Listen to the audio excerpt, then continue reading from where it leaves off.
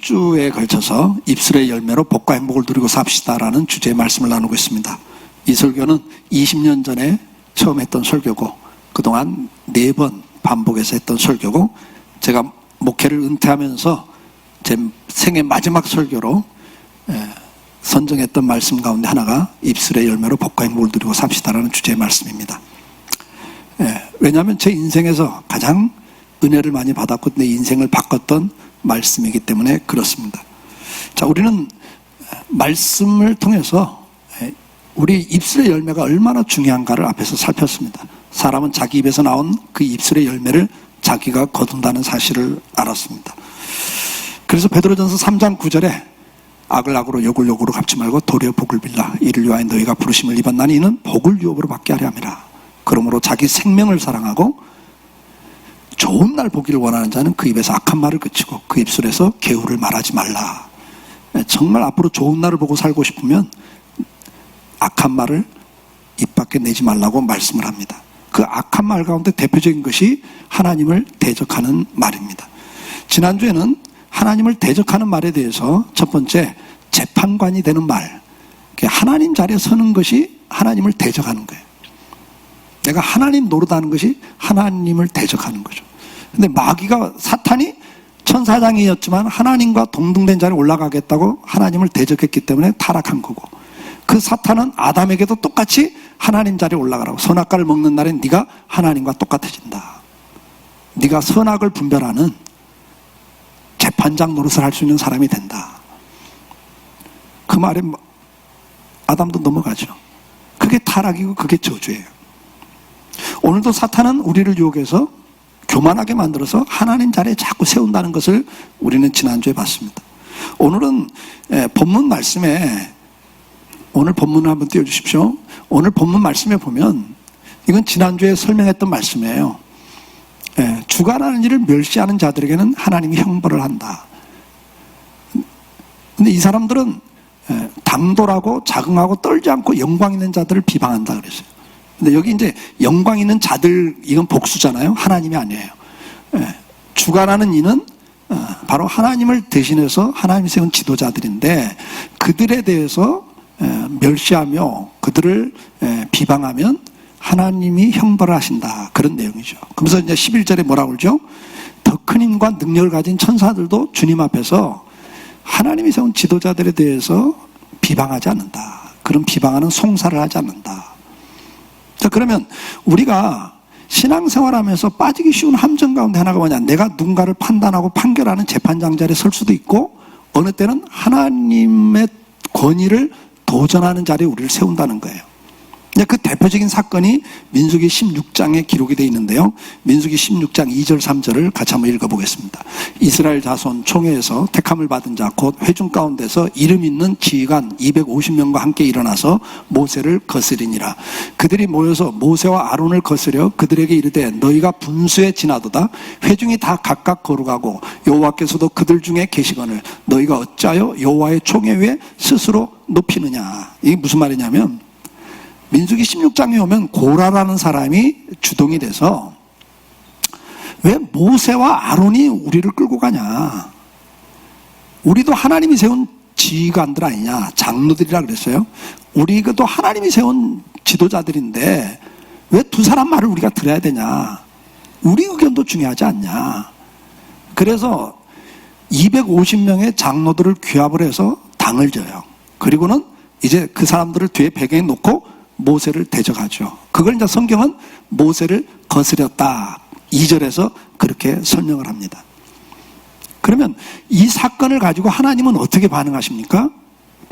11절에, 16장 11절에 가면 하나님 반응이 나와요. 같이 읽어볼까요? 이를 위하여 너와 너희 무리가 다 모여서 여호와를 거스리는도다. 아론이 어떠한 사람에게 너희가 그를 원망하느냐. 여기 보니까 앞에서는 모세와 아론을 거스렸다 그랬어요. 대적했다 그 말이에요. 근데 하나님은 뭐라고 표현하니까 너희가 여호와를 대적했다, 거스렸다, 그렇게 기록을 하고 있어요. 그러면 왜 이런 표현들이 나오는가를 이해를 하셔야 돼요. 세상에는 정치 시스템이 있어요. 어떤 공동체가 있으면 사회나 국가나 회사나 어떤 공동체가 있으면 그것을 운영하는 시스템이 있습니다. 그러면 국가는 시스템 가운데 우리나라는 지금 어떤 시스템을 채택했죠? 민주주의. 이걸 얻기 위해서 우리는 독재, 군사 독재 정권과 피 흘리며 싸웠단 말이에요. 그래서 쟁취한 게 뭐죠? 민주주의 시스템을 받아들였어요. 근데 지금 이 지구촌에는 이 정치 시스템에 있어서 어떤 나라는 민주주의보다 사회주의가 더 좋아. 어떤 나라는 아니야. 공산주의 체제가 더 좋아. 어떤 나라들, 중동 국가들을 비롯해서 어떤 나라들은 아니야. 그것도 다 필요 없어. 왕정 체제가 제일 좋아. 왕이 다스리는 체제가 제일 좋아. 우리나라는, 대한민국은 민주주의 체제가 가장 좋다고 생각해서 그걸 우리는 채택했어요. 근데 여기서 2시간 떨어져 있는 저 북한은 전혀 다른 시스템이에요. 저 북한은 무슨 시스템이죠? 공산주의? 공산주의도 아니에요, 여러분. 공산주의 어디가 막 3대가 세습을 합니까? 그건 말도 안 되는 소리예요. 저기는 왕정체제예요, 저게. 그러니까 북한은 왕정체제에다가 공산주의 체제를 믹싱을 해버렸어요. 독특한 체제예요, 저게. 네. 그러면 여러분들, 교회는 무슨 체제입니까? 이걸 이야기하는 게 성경은, 교회는 무슨 체제죠? 민주주의입니까? 사회주의입니까? 공산주의입니까? 왕정체제입니까? 교회는 무슨 체제예요? 아직도 모르세요? 방송실 오늘 임내송 처음 예배 시작할 때 부르는 찬송 가사 좀 띄워줄 수 있어요? 여러분 예배를 딱 드리면서 우리가 다 일어났어요. 일어나서 찬송하죠? 임내송이라 그래요. 왜요?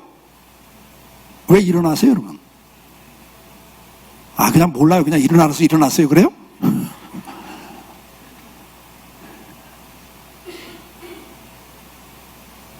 이 찬송을 부르고 시작하잖아요. 우리가 지금 누구 앞에 지금 왔다고요? 누구 앞에? 아니, 그 앞에 찬송. 그 앞에. 예수? 우리 왕이요. 그래요, 여러분. 저와 여러분이 지금 예배 한 번을 드리는 것도 누구 앞에 드린다고요? 예수님이 왕이시라는 거예요. 그래서 그 다음 구절 한번 띄워줘 보세요. 여러분 날마다 생각 없이 부르시면 안 돼요. 여기 보좌로 주님이 임하셔서 우리 예배를 받으소서. 믿으십니까? 교회는 민주주의 한 데가 아니에요. 교회가 세속화됐다는 게 뭐냐면 사회 시스템이 교회로 들어오는 게 세속화예요. 세상을 닮아가는 거죠. 그래서 교회 안에서도 민주주의를 하자. 다수결로 하자. 이게 지금 고라의 사상이에요. 고라가 뭐라고 그래요? 왜 모세하고 아론 맘대로 해? 우리도 다 지도자들이야. 하나님으로부터 기름 부음 받았어. 그러면서 250명을 규합해서 자 봐. 다수가 이 생각을 갖고 있잖아. 그러니까 받아들여. 이렇게 요구하는 거예요. 근데 여기에 하나님이 진노하신단 말이죠. 왜요? 교회는 신정국가예요. 하나님이 다스리는 곳이에요. 여러분들이 다른 데 가서는 그 시스템을 들어가시면 거기 들어가서 그대로 하셔야 돼요. 근데 교회를 나오셨다. 예수 믿는다 그러면 교회는 머리가 누구시다? 몸으로 비유를 들면서도 예수 그리스도가 머리시다. 그 머리의 지시를 따라 지체들이 움직이는 것처럼 움직여야 된다는 거죠. 그게 교회라는 거예요. 근데 고라는 지금 무슨 이야기냐면, 자, 모세가 나이가 40이 됐을 때 바로의 궁궐에서 공주의 아들로 살다가 40이 되면서 자기 민족은 히브리 민족인 걸 알았고, 그 전에 알았죠. 그래서 고민하다가 나 이게 부귀영화보다 내가 하나님 백성으로 살아야 되겠다. 그리고 왕자라는 그 부귀 권세를 다 포기하고 이스라엘 백성 속으로 내려와요. 그 내려왔다가 애굽 사람이 이스라엘 사람을 괴롭히니까 때려 죽이잖아요. 한 대 천대 죽어버렸어요.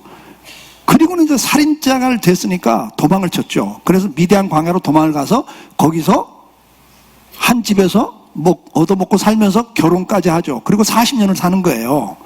근데 어느 날 하나님이 야, 너희 조상 아브라함에게 약속했던 400년 동안 너희가 다른 나라에서 섬기다가 가나안 땅을 내가 돌아오게 해주마. 왜? 가나안 원주민들이 아직 내가 심판하고 그들을 쫓아낼 만큼 죄가 가득 차지 않았다. 근데 죄도 안 차는데 내가 너희들 때문에 그들을 멸할 수는 없어. 아직 죄가 안 찼어. 그 다음에 지금 너희들은 숫자가 적어서 이 가나안 땅 줘봤자 관리를 못해.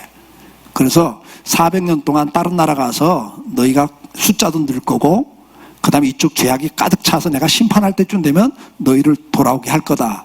아브라함에게 약속을 했죠. 요셉은 그 약속을 구전으로 받고 믿고 죽으면서 유언을 남기죠. 나중에 출애굽을 하게 된 가나안으로 돌아갈 때 내 유고를 갖다 가나안에 묻어라. 이 신앙이 계승돼 내려왔단 말이죠. 그러니까 유대인들은 이스라엘 사람들이 모세가 와서 뭐라고 그래요? 하나님께서 우리를 구원해서 가나안 땅, 아브라함에게 약속한 땅으로 돌아가게 하셨다. 얼마나 기뻤겠어요. 그래서 모세를 따르죠. 그런데 10가지 재앙이 내는 걸 보면서 이제 할렐루야하고 이제 출애굽까지 다 하는 거 아니에요? 근데 광야로 딱 들어와갖고 2년을 이렇게 사니까 이게 너무 힘든 거야. 그러니까 퀘션이 생기는 거예요. 아니, 모세가 분명히 말하기를 우리를 가나안 땅으로 인도한다고 그랬어. 근데 왜 광야에다 집어넣고 막 2년 이상을 이렇게 잡아 돌려? 이거 모세가 말한 게 맞아?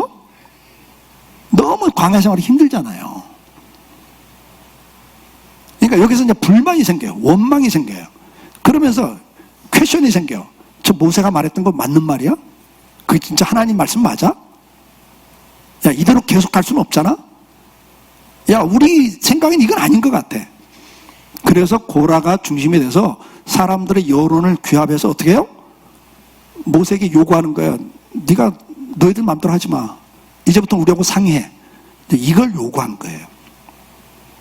근데 여기에 대해서 하나님은 뭐라고 말씀합니까?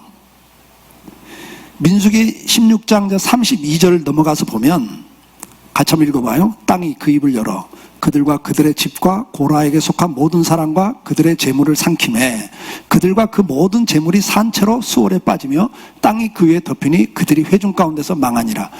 그 주에 있는 온 이스라엘이 그들의 부르짖음을 듣고 도망하며 이르기를 땅이 우리도 삼킬까 두렵다 하였고 여호와께로부터 불이 나와서 분향하는 250명을 불살랐더라. 근데 요 앞에 무슨 말씀이 있냐면 하나님이 뭐라고 말씀하냐면 이들이 나를 대적했다는 이야기를 해요. 그러면서 지금이라도 고라편에 서 있지 말고 빨리 떠나라. 내가 이제 땅이 갈라져서 그들을 묻을 거다. 심판할 거다. 경고를 해줘요. 그러면서 지금이라도 그 편에 서지 말고 빨리 벗어나라. 그러니까 벗어난 사람들은 사는데 그래도 뭐 끝까지 한번 우리 주장 관철시켜야지. 이러고 같이 있던 사람들이 함께 다 죽죠. 그리고 그 250명의 장로들이 하늘로부터 불이 떨어져서 그 자리에서 죽어요. 자, 근데 이 사건을 이렇게 한 번 기록하고 끝난 게 아니라 민수기 마지막 부분에 가면 26장 가서 보면 또 기록을 해요. 한번 같이 읽어볼까요? 엘리압의 아들 느무엘과 다단과 아비람이라. 이 다단과 아비람은 회중 가운데서 부름을 받은 자들이니 고라의 무리에 들어가서 모세와 아론을 거슬려 여호와께 반역할 때, 이건 하나님을 반역했다 그래요, 성경은. 그러니까 모세를 거스르는데 하나님 뭐라고 하냐? 너희가 나를 반역했다 그래요. 그러면서 10절에 이렇게 기록을 하고 있어요. 땅이 그 입을 벌려서 그 무리와 고라를 삼킴에 그들이 죽었고 당시에 불이 250명을 삼켜 징표가 되게 했다 그래서 이건 하나의 징표란 말이에요. 그러니까 하나님이 오고 오는 세대에 보여주기 위해서 하나의 샘플로 이 사건을 기록해 놓은 거예요. 그러면 이제 여러분들이 퀘션이 생기죠. 아니, 너무 힘드니까 우리 의견도 좀 반영해라 하는데 뭐 그게 큰일이라고 하나님이 반역했다는 표현까지 쓰시면서 그들을 다 멸하시는가 그 말이에요. 그게 바로 앞에서 설명한 거예요. 하나님의 주권을 대적하는 거였거든요. 자, 이 이야기를 성경은 그 다음 역사에서도 계속 기록을 해요. 사무엘상 22장 17절 말씀 같이 읽어볼까요? 사무엘상 왕이 좌우의 호위병에게 이르되 돌아가서 여호와의 제사장들을 죽이라. 그들도 다윗과 합력하였고 또 그들이 다윗이 도망한 것을 알고도 내게 알리지 아니하였습니다. 하나 왕의 신하들이 손을 들어 여호와의 제사장들 죽이기를 싫어한지라. 이게 무슨 이야기입니까? 지금 사울 왕이 악한 영이 들어갔어요. 그래서 다윗을 시기하고 죽이려고 그래요. 그러니까 다윗이 이제 도망을 쳤는데 너무 급하게 도망을 치면서 먹을 것도 없이 도망을 친 거예요. 그러다가 아히멜렉 제사장한테 들려요. 제사장한테 들려서 먹을 것 좀 달라고 그러니까 제사장이 야, 먹을 건 지금 진설병상에서 나온 떡밖에 없다. 12덩어리 떡을 안식일마다 바치거든요. 12지파를 상징하는 진설병이에요. 그래서 12지파를 상징하는 떡을 올려놓습니다. 그러면 그 다음 안식일 때 이걸 새 떡으로 바꿔요. 이게 이제 오늘날 주일 성수예요. 안식일 성수예요. 우리가 하나님 앞에 드리는 거예요. 일주일을 맡기는 거예요. 그럼 하나님이 일주일을 보호해 주는 거거든. 그게 안식일이에요. 그러면 이제 새 떡으로 바꿔야 돼. 그래서 매 안식일마다 하나님 앞에 드려야 되는 거거든요. 이 떡밖에 없다. 그거라도 주십시오. 그러니까 줘요. 그리고 무기는 없습니까? 하니까 네가 골리앗과 싸워서 이기고 기념으로 갖다 놓은 칼이 있다. 아, 그거라도 주십시오. 그래서 가져가요. 근데 그때 다윗이 거짓말을 해요. 지금 왕이 급한 명령을 내리셔서 내가 급하게 출발하느라고 먹을 것도 무기도 없이 왔습니다. 그러니까 제사장이 그냥 준단 말이에요. 근데 이걸 누가 보고 있냐면 이방 사람인 에돔 사람인 도액이 보고 있다가 왕한테 고발을 해요. 저 제사장이 다윗을 도와줬다고, 도망치는 다윗을 도와줬다고. 그러니까 왕이 그 제사장 3족을 다 잡아들여요. 그리고는 지금 옆에 있는 군인들에게 저놈들 다 죽이라는 거예요. 3족을. 그럼 여러분 잘 보세요. 3족을 다 죽이라는 건 무슨 죄예요? 여러분들 사극 보셨잖아. 드라마 보시면 사극 보면 3족을 멸하는 건 어떤 죄를 질 때 3족을 멸하죠? 네, 역모, 왕을 배신하고 역모죄. 이게 주범은 구족까지도 명해요. 죽이죠. 그 처대까지 다 죽이잖아요. 그러면 이 3족을 잡아다 놓고 죽이라는 거예요, 지금. 그러니까 뭐 이건 왕을 배신하고 도망가는 다윗을 도운 반역죄를 졌다 그 말이에요. 그러면 신하들 입장에서 왕이 저놈 죽여라면 어떻게 해야 돼요? 죽여야 돼요. 안 죽이면 뭐가 돼? 안 죽이면 역적을 돕는 게 돼도 똑같이 반역죄가 돼요. 그런데도 왕의 명령보다도 더 무서운 게 이들이 있었어요. 그게 뭐였죠? 여호와의 제사장 죽이는 걸 그들이 싫어했다 그랬어요, 신하들이. 그러니까 하나님이 기름 부어 세운 종에 대해서 그들은 두려움을 갖고 있었어요. 안 나서니까 왕이 화가 나갖고 도액에게 명하니까 이 이방 사람이 그날 85명을 죽여요. 이 이야기를 기록하고 있어요, 성경은. 그 다음에 이제 다윗의 이야기로 넘어가 보면 사무엘상 24장 5절 6절 한번 읽어볼까요? 그리한 후에 사울의 옷자락 뱀으로 말미암아 다윗의 마음이 찔려 자기 사람들에게 이르되 내가 손을 들어 여호와의 기름 부음 받은 내 줄을 치는 것은 여호와께서 금하시는 것이니 그는 여호와의 기름 부음 받은 자가 되민이라 하고. 이 이야기는 너무 앞에서 제가 주일학교 때 설명했어요. 이제는 다윗을 추격하는데 다윗이 동굴 속에 숨었는데 왕이 그것도 모르고 거기에 변을 보러 들어온 거예요. 옷을 벗어놓고 한쪽에 쭈그려 보고 있으니까 이건 죽일 수 있는 절호의 찬스 아니에요? 그러니까 다윗의 측근들이 이건 하나님 뜻입니다. 하나님 죽이라고, 이 악한 왕을 죽이라고 기회를 준 겁니다. 죽이려고 그래요. 그때 다윗이 뭐라고 하니까 그 옆에다 벗어놓은 옷자락만 조금 잘랐는데 그것도 마음에 찔렸다 그러세요. 그 왕의 옷자락 조금 증거로 잘라놓은 것도 마음에 찔리면서 하는 말이 내가 손을 들어 여호와의 기름 부음 받은 내 줄을 치는 것은 하나님이 금하신 거다. 그러니까 측근들은 뭐죠? 이 상황을 보니까 이건 하나님 뜻입니다 이래요. 상황을 갖고 하나님 뜻을 찾아요. 그런데 다윗은 하나님 말씀에 하나님이 세운 종을 치지 말라고 그랬다. 그러니까 말씀을 붙잡아요. 이게 이제 중요한 차이점이죠. 자, 그 다음에 다윗이 그 옷자락을 보여주면서 이야기를 해요. 그러니까 사울왕이 야 아들아, 옛날에 사위였기 때문에 아들아 미안하다, 내가 잘못했다. 그리고 돌아간데 이 악한 영이 들어가니까 금방 또 마음이 바뀌죠. 이번엔 누가 고발해 어디 숨었다, 완전 포위를 해버렸습니다. 근데 26장에 그 사건을 기록하고 있는데요, 거기 보면 하나님께서 그 모든 사울왕의 군대를 잠들게 했다. 이건 기적이죠. 어떻게 한 사람도 깨어있지 않고 대낮에 다 잠들어 버리냐고요. 하나님이 잠들게 했어요. 그러니까 다윗의 측근들이 숨어 있다가 조용하니까 나와보니까 다 잠들어 있는 거예요. 혹시 나와보니까 뭐 소리를 좀 질러봐도 누구도 안 깨. 그래서 담대하게 사울왕이 있는, 왕이 있는 천막까지 들어간 거예요. 근데 거기 경비병들까지 다 잠들어 있는 거예요. 이걸 보고 아비새가 이건 하나님 뜻입니다. 이건 하나님밖에 이렇게 할 수가 없지 않습니까? 그럴 때 다윗이 이야기를 하는 거예요. 같이 읽어볼까요? 다윗이 아비새에게 이르되 죽이지 말라. 누구든지 손을 들어 여호와의 기름 부음 받은 내 줄을 치면 죄가 없겠느냐 하고 중요한 말이 이 말이에요. 다윗이 또 이르되 여호와께서 살아계심을 두고 맹세하노니 여호와께서 그를 치시리니 혹은 죽는 날이 이르거나 또는 전장에 나가서 망하리라. 아멘.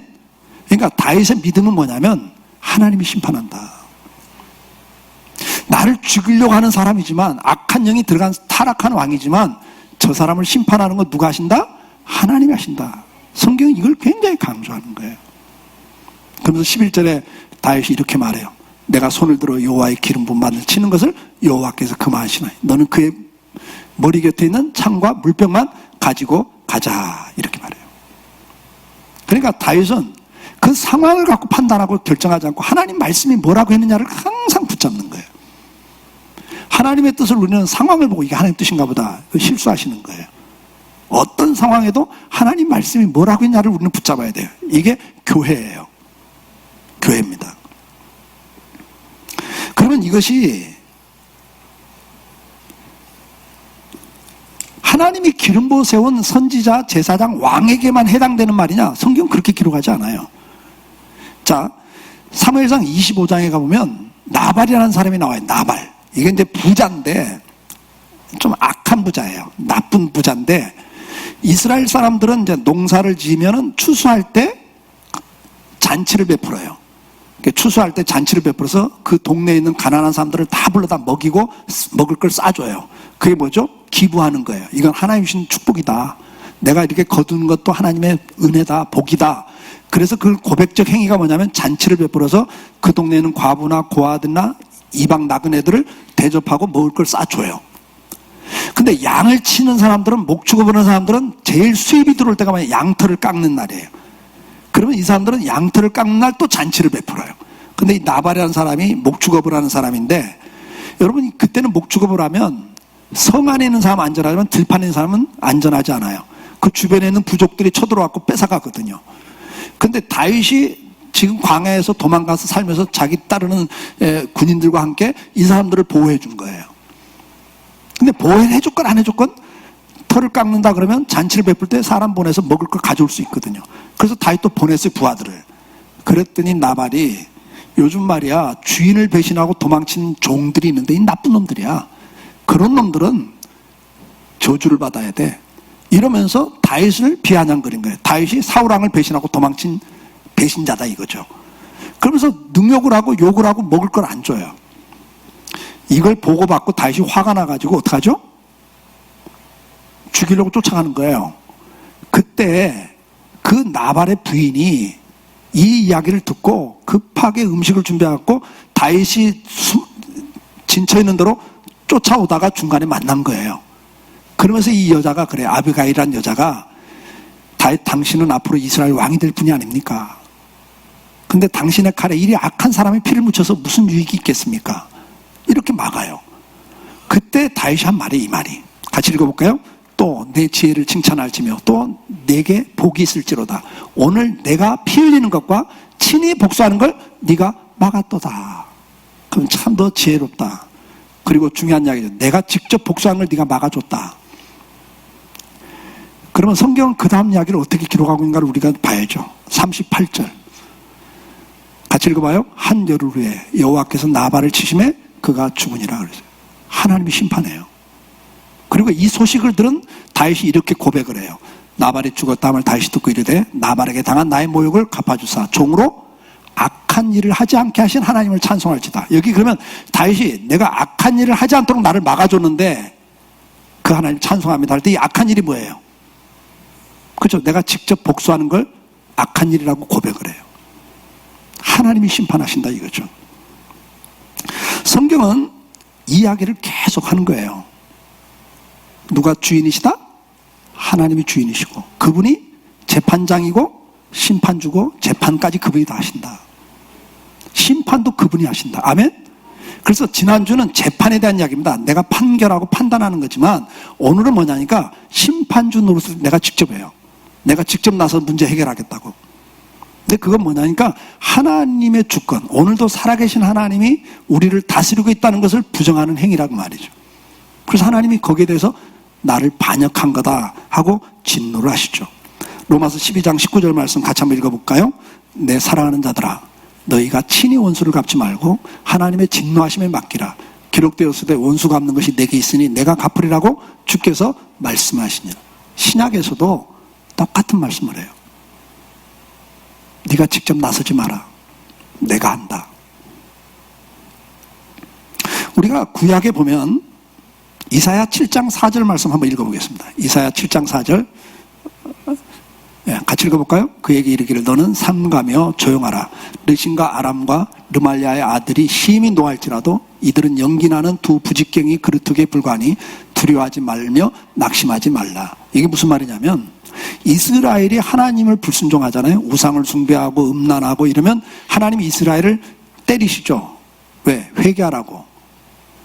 그러면 때리는 그 채찍, 몽둥이라고도 하고 채찍이라도 하고, 여기는 부직갱이라는 단어를 썼는데요. 때리면 이스라엘이 회개하면 이스라엘은 용서를 해요. 근데 이스라엘을 때린 민족은 네가 왜 내 사랑하는 백성을 쳤냐 그러고 그 나라를 망하게 한단 말이죠. 근데 여기 지금 무슨 이야기냐면 르신과 아람과 르말리아는 주변에 있는 지금 국가들이에요. 그 국가들이 이스라엘을 때릴 때 그걸 부직갱인데 그루터기, 연기나는 부직갱이 그루터기다. 그러니까 그들을 두려워하지 마. 이스라엘 백성은 자기들을 쳐들어오는 그 나라를 두려워하거든요. 너희들 그 사람들 두려워하지 마. 그 나라 두려워하지 마. 그들은 지금 내가 쓰고 있는 도구에 지나지 않아. 나를 보고 회개를 해. 이야기를 하시는 거예요. 근데 여기 중요한 건 뭐죠? 부직갱이라는 단어를 써요. 부직갱이 뭔지 아시죠? 자, 시골에서 아궁이에 불을 때면 밑에 공기가 들어가야 되니까 밑을 파줘야 돼. 그걸 손으로 못 파잖아요. 뜨거우니까. 뭘로 파? 예, 막대기 갖다 파요. 그걸 부직갱이라 그러는 거예요. 이렇게 파다 보면 불이 붙어. 그러면 재에다 팍 찔러서 꺼트려. 그 다음에 또 쓰다 보면 또 꺼트려. 이걸 반복하다 보면 점점 짧아지잖아요. 이게 이제 부직갱이 그루터기란 말이 이제 조금 남았다 이게. 연기가 나고 있는. 그러면 짧아지면 손이 뜨거우니까 어떻게 해요? 그 부직갱이를 박물관에다 보관해요? 아니요. 아궁에다 던져버려요. 지금 그 표현을 쓰는 거예요. 여러분들 하나님이 심판할 때 그 도구가 되는 것이 축복이 아니란 말이에요. 이사야 10장 5절 한번 또 읽어봐요. 이사야 10장 아수르 사람은 화 있을진저 그는 내 진노의 막대기요 그 손의 몽둥이는 내 분노라. 아수르가 이스라엘 쳐들어오는 거예요. 이젠 더 큰 제국이 이스라엘 쳐들어오는데 하나님 뭐라고 표현하냐면 그들 두려워하지 마. 그들은 내가 쓰고 있는 막대기고 몽둥이에 지나지 않나. 그들을 통해서 내 진노와 분노를 지금 표현하는 거야. 내가 얼마나 지금 마음 아픈가를 내가 표현하는 거야. 이런 표현을 쓰시는 거예요. 그럼 우리가 무슨 이야기냐면 하나님이 어느 때는요 잘못한 걸 심판해요. 근데 그 도구가 되는 것이 불행이라는 거죠. 왜 불행인 줄 아세요? 이사야 10장 12절 이 10절 다음에 아수르 사람에 대해서 12절에 이렇게 표현해요. 한번 같이 읽어봐요. 그러므로 주께서 주의 일을 시온산과 예루살렘에 다 행한 후에 아수르 왕의 완악한 마음의 열매와 높은 눈의 자랑을 벌하시리라. 하나님이 예루살렘을 때린 다음에 이스라엘이 회개하면 이스라엘은 용서, 그러고 난 다음에 그 아수르를 내가 벌할 거다. 근데 왜냐? 그들이 지금 교만해가지고 완악한 마음 갖고 교만한 것 때문에 자기들이 잘난 척하고 지금 도구가 됐다는 거예요. 하나님은 그런 민족 사람을 써서 때려요. 예수님께서 가룟 유다를 향해서 뭐라고 말해요? 너는 차라리 태어나지 않았으면 좋을 뻔했다. 왜? 좋은 역할이 아니라 예수님의 파는 나쁜 역할을 맡아버렸거든요. 그건 인생의 불행이라는 거죠. 너는 차라리 나지 않았으면 좋을 뻔했다 하는 단어를 써요. 사랑하는 성도 여러분, 이제 고린도전서 14장 33절 한번 또 읽고 말씀을 나눕시다. 하나님은 무질서의 하나님이 아니시오 오직 화평의 하나님이시라. 자, 하나님은 무질서의 하나님이 아니에요. 화평의 하나님이에요. 그러면서 14장 40절에 이렇게 권면을 해요. 같이 읽어요. 모든 것을 품위 있게 하고 질서 있게 하라. 하나님은 질서의 하나님이라는 거예요. 그러면 그 질서가 뭐죠? 제일 위에 창조주 하나님이 계셔요. 그 다음에 사람이 있어요. 그 밑에 하나님 만든 피조물이 있어요. 만물. 이게 질서예요. 그러면 질서를 어기는 게 얼마나 큰 죄인가를 성경은 뭐라고 그러죠? 하나님이 제일 싫어하는 죄를 뭐예요? 대표적인 게 십계명에도 나 외에는 다른 신을 두지 말라면서 우상을 이야기합니다. 이게 제일 하나님을 대적하는 죄거든요. 그 우상이 뭐냐고요. 하나님, 사람, 피조물 만물인데 사람이 하나님 자리에 올라가는 걸 이게 뭐예요? 이게 우상이에요. 아니면은 우리 보고 누리라고 주신, 먹으라고 준 소를 하나님 자리에 올려라. 황소를 신으로 섬겨, 뱀을 신으로 섬겨, 태양을 신으로 섬겨요. 산을, 오래된 고목을 신으로 섬겨요. 이거 뭐죠? 우리 보고 누리라고 준 것을, 관리하라고 준 것을 우리 위에다 올리는 걸 우상이라 그래요. 이게 질서가 무너뜨리는 거, 이게 인생의 불행이에요. 마귀는 그렇게 만들어요, 우리를. 그래서 우리가 자꾸 하나님 자리에 올라가도록 만들죠. 지난주, 이번주에 가장 핵심 메시지가 그거예요. 마귀는 끊임없이 우리를 그렇게 그 자리에 세우려고 애를 써요. 야, 너밖에 더 있냐? 미리암과 아론에게도 너밖에 더 있냐? 너희밖에 모세에게 말할 사람이 없잖아. 네가 나서야지 누가 나서냐? 근데 나섰다가 미리암이 하나님에게 진노를 받잖아요. 왜요? 내가 있다는 게 내가. 하나님 그래. 내가 심판해. 하나님께서 뭐라고 그러죠? 선생된 자들의 받을 심판이 더 크다 그래요. 요즘 말로 하면 목사나 장로들이 받을 심판이 더 크다는 이야기예요. 왜? 지도자이기 때문에 잘못하면 죄가 더 커요. 예를 들어서 평신도가 사고친 죄하고 장로님이 사고를 쳐서 죄를 짓고 목사가 사고를 치고 죄를 져보세요. 세상 사람들도 보는 게 다릅니다. 뭐 그냥 평신도 초신자가 사고 쳤다 그러면 교회 이름도 안 나와. 교회 이름도 안 나와요. 근데 장로가 사고 쳤다 그러면 어느 교회 장로가 이러면서 뉴스에 나오죠. 근데 목사가 사고 치면요, 이건 아주 뭐 공영방송까지 다 나옵니다. 그런 거예요. 그래서 지도자들이 받을 심판이 더 커요. 잘못하면 훨씬 하나님이 더 큰 벌을 준다고요. 사울왕이 하나님을 떠나서 교만하니까 죽이잖아요. 저는 두렵고 떨림이 있어요. 제가 조기 은퇴를 왜 한다고 생각하세요, 여러분? 세 가지 이유가 있어요. 저도 70까지 하고 싶죠. 우리 총회헌법이 70까지인데. 근데 왜 조기 은퇴해요? 목사 장로가 고령화되면 그 사람들이 교회를 끌고 가면 젊은 층이 우리 교회에 올 수가 없어요. 우리 교회에서 잘하는 애들나 여기 그냥 있지, 새롭게 이 동네 이사 와갖고 이 교회 와보니까 목사 장로가 다 나이 많았고 그 사람들이 교회를 딱 차지하고 있으면 못 들어와요. 안 들어옵니다. 그래서 우리가 교회를 위해서는 빨리 좀 물러나 주자. 그게 첫째였어요. 두 번째는 나도 개척한 목사니까 기득권이 있는데 이거 오래 가면 내가 주인 노릇하면 안 된다. 이거 빨리 내려놔야 되겠다. 두 번째 그거예요. 세 번째는 딴 거 없어요.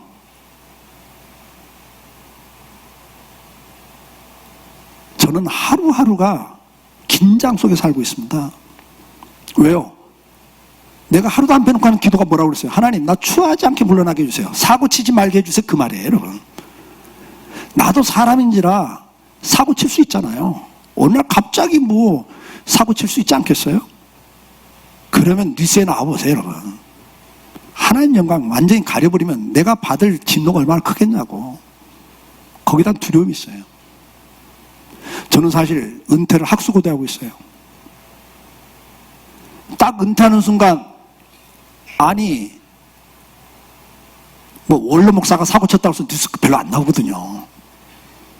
저는 교회가 막 더 부흥하는 것도 원치 않았어요. 왜요? 더 부흥하면 더 유명해지면 사고 치면 더 큰 데미지를 주니까, 교회에 하나님 영광 가려우니까 거기다 두려움이 있습니다. 기독교 방송을 비롯해서 저한테 설교 좀 하라고. 거긴 한 달에 100만 원에서 300만 원 주면 다 설교 나가거든요. 그래서 방송사가 운영되는 거거든요. 메인 시간에 제일 사람들이 많이 볼 수 있는 시간에 설교하면 1000만 원 한 달에 다 그러고 설교하는 거예요 지금. 근데 제가 그걸 안 해요. 총회장까지 했기 때문에 섭외가 들어오죠. CBS 사장도 저를 직접 만나고 다 하죠. 제가 안 했어요. 왜? 방송 탔다가 더 유명해졌다가 사고 치면 어떡하려고요? 저는 그 두려움이 있어요.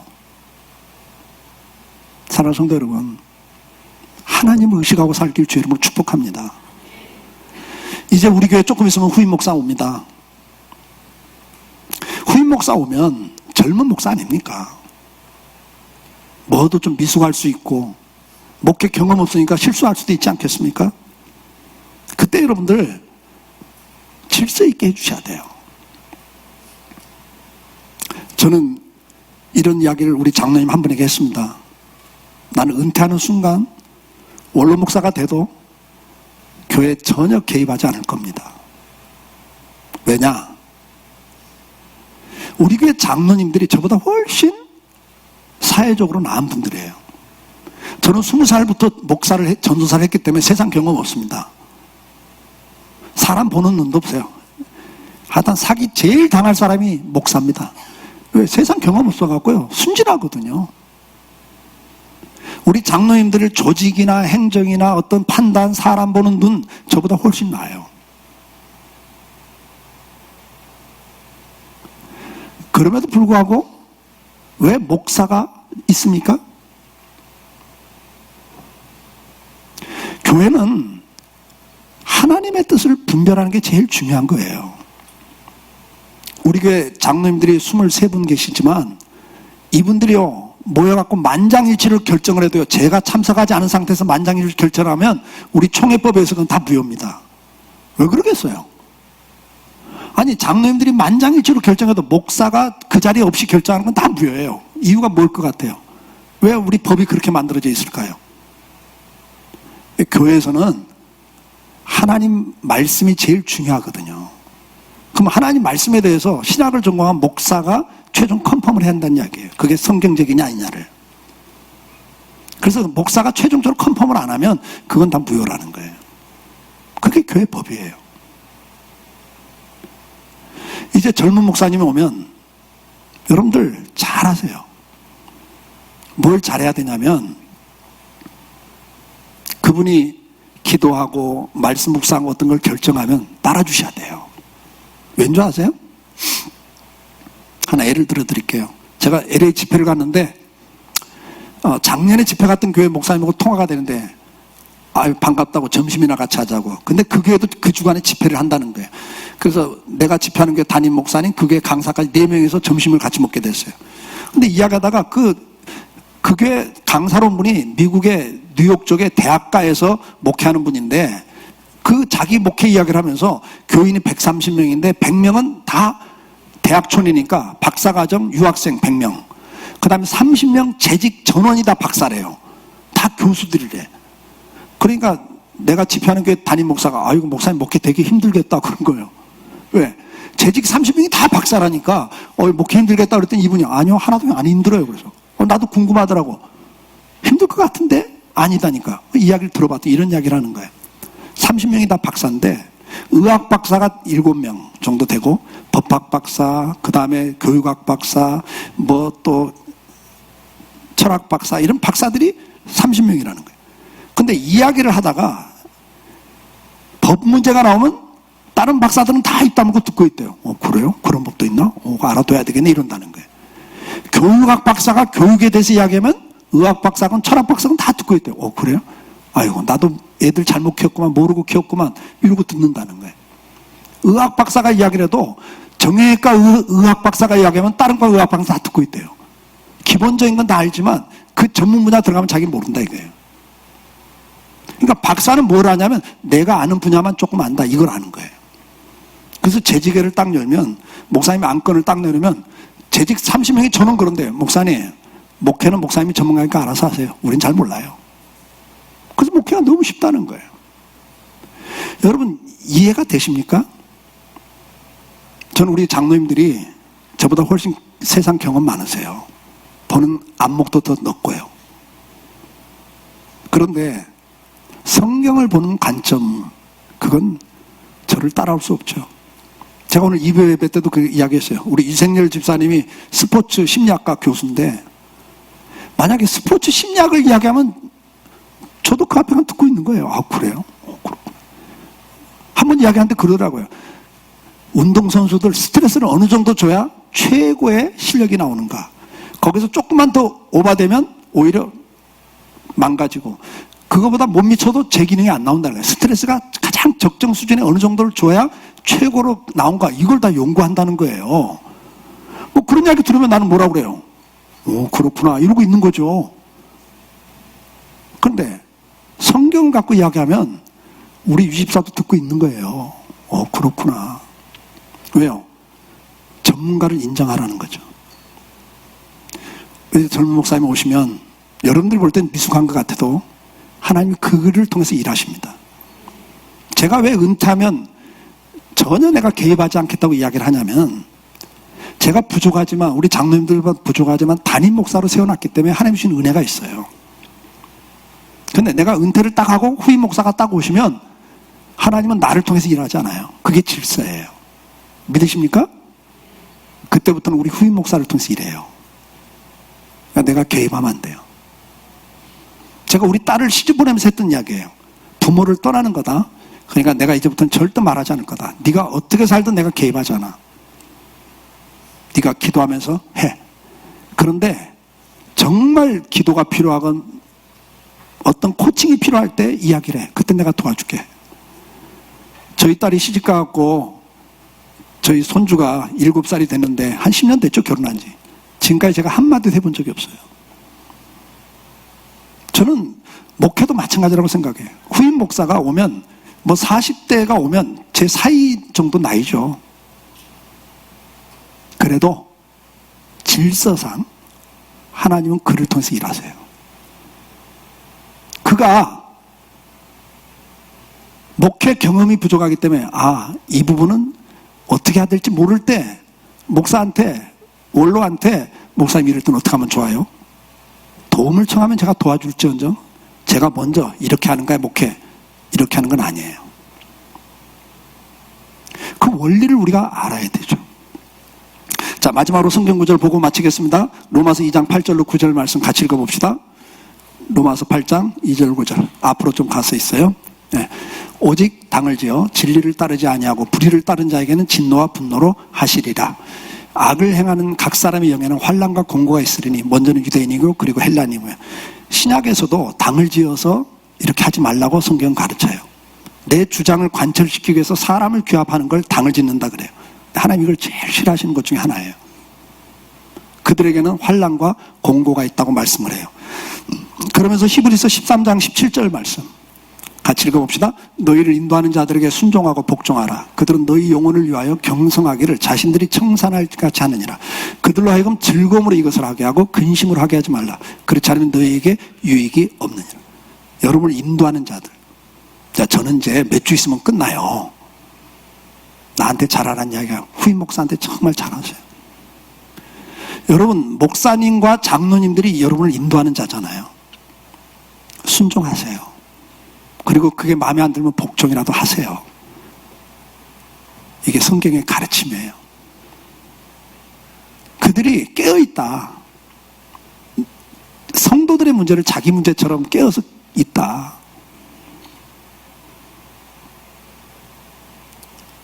그렇기 때문에 그들로 즐거움으로 그 일을 하게 해라. 근심으로 그 일을 하게 하면 너에게 유익이 없다 그래요. 제가 집회 가서는 이런 이야기 합니다. 목사가 기도할 때마다 주님, 저 집사님 가정 너무 감사해요. 저 가정 때문에 목회의 위로를 받아요. 힘을 얻어요. 이런 가정이 복이 있죠. 목사가 기도하면서 아이고 주님 저 사람 때문에 너무 힘들어요. 이러면 무슨 유익이 있냐 그 말이에요. 즐거움으로 일을 하도록 하셔야 돼요. 디모데전서 5장 17절 19절 말씀 같이 읽겠습니다. 잘 다스리는 장로들을 배나 존경할 자로 알되 말씀과 가르침에 수고하는 이들은 더욱 그리할 것이며 17절 보세요. 17절. 여러분 잘 다스리는 장로들을 배나 존경하라고 그러세요. 나보다 나이도 어린데 뭐 우리 교회 온 지 나보다 늦게 온데 뭐 지가 장로 됐다고 이러시면 안 돼요. 왜? 하나님이 세운 직분이기 때문에 그 직분 때문에 존경을 해야 돼요. 여러분이. 잘 알잖아요. 부모가 부모 노릇 잘할 때 존경하는 게 아니에요. 부모이기 때문에 존경하고 섬겨야 되는 거예요. 그게 성경이에요. 성경에 부모 노릇 잘한 부모 공경하라 그런 말 한 군데도 없어요. 그냥 부모에게 공경하라는 거예요. 부모가 제대로 하든 못하든 그건 부모가 하나님 앞에 심판받을 몫이고 나는 자녀라면 부모를 공경하라는 거죠. 여러분들이 장로님들을 대할 때 그렇게 대하셔야 돼요.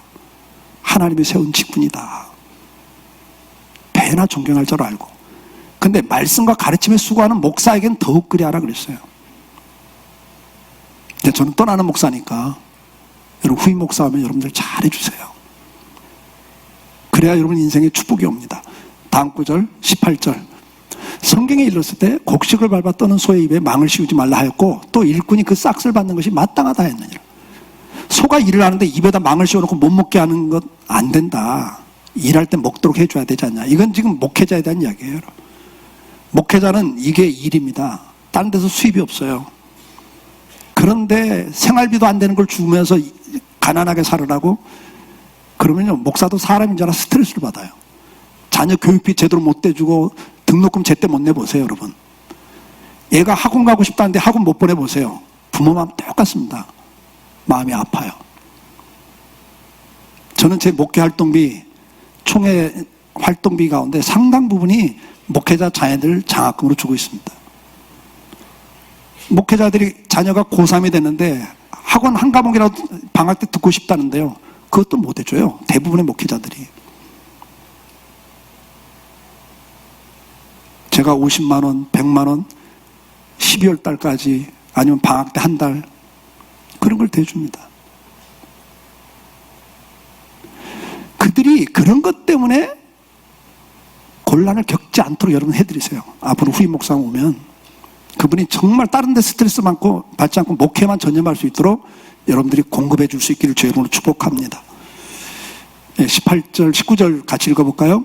장로에 대한 고발은 두세 증인이 없으면 받지 말 것이요 그랬어요.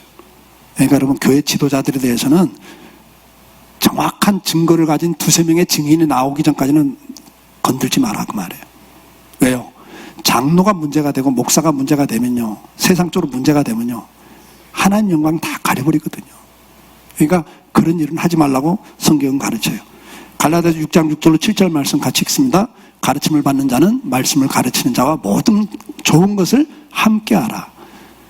스스로 속이지 말라. 하나님은 업신여김을 받지 아니하시나니 사람이 무엇으로 심든지 그대로 거두리라. 6절에 뭐라고 그랬어요? 말씀을 받는 가르침을 받는 사람은 말씀을 가르치는 자와 모든 좋은 걸 함께하라 그랬어요. 저는 밤 10시가 넘어서 전화벨이 울리면요 가슴이 섬찟해요. 왠지 아세요? 목사한테 밤 10시 넘어서 전화한 건 다 무슨 전화예요? 급한 전화예요. 갑자기 사고가 났습니다. 갑자기 입원했습니다. 갑자기 누가 어떻게 됐습니다. 그런 전화를 받고 살아요. 항상 긴장이 돼 있어요.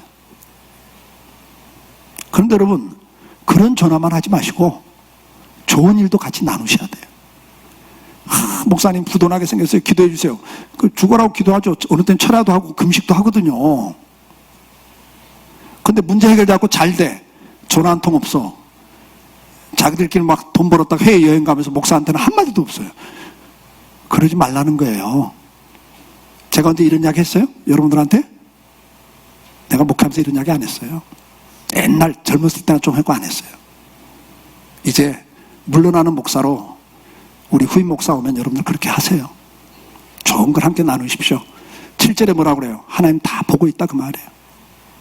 하나님 다 보고 있다. 너 심는 대로 거둔다. 하나님은 속지 않아. 마지막 디모데후서 2장 14절 말씀 마지막으로 읽겠습니다. 같이 읽읍시다.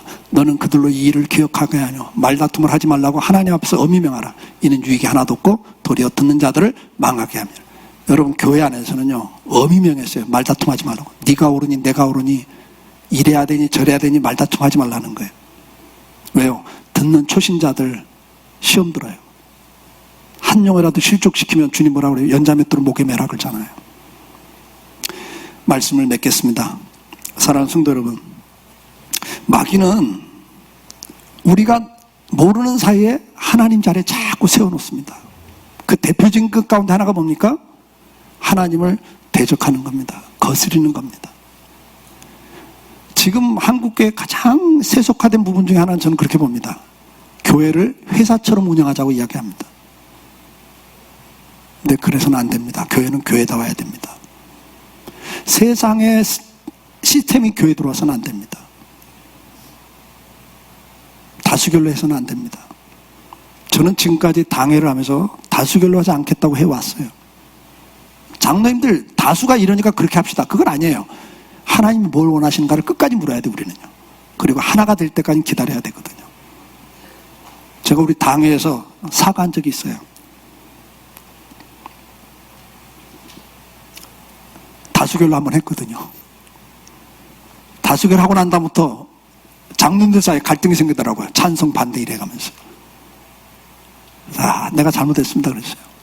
우리 당회가 하나가 돼서 정말 가야 되는데 의견이 나눠지고 그래서 네가 반대했어? 누구 편이야? 이렇게 나오면 끝나는 거잖아요, 교회가. 제가 사과했어요. 정말 미안하다고. 우리는 누구 주장이 중요한 게 아니고 항상 물어야 돼요. 하나님 뜻이 뭐냐? 그리고 그 뜻이 드러날 때까지는 기다려야죠. 그리고 그 뜻이 드러나면 우리는 거기에 순종하면 되죠. 말씀의 결론은 다른 것이 아닙니다. 사랑하는 성도 여러분, 오늘 교회라는 곳은 어떤 곳입니까? 신정국가입니다. 교회 시스템은, 체제는 하나님이 다스리는 곳입니다. 우리가 하나님의 권위에 대해서 항상 인정을 해야 됩니다. 하나님이 주권자시고 심판자이심을 믿고 그분에게 맡기고 살 수 있기를 주의 이름으로 축복합니다. 내가 재판관 자리, 심판장 자리에 서서는 그것이 바로 하나님을 대적하는 죄가 됩니다.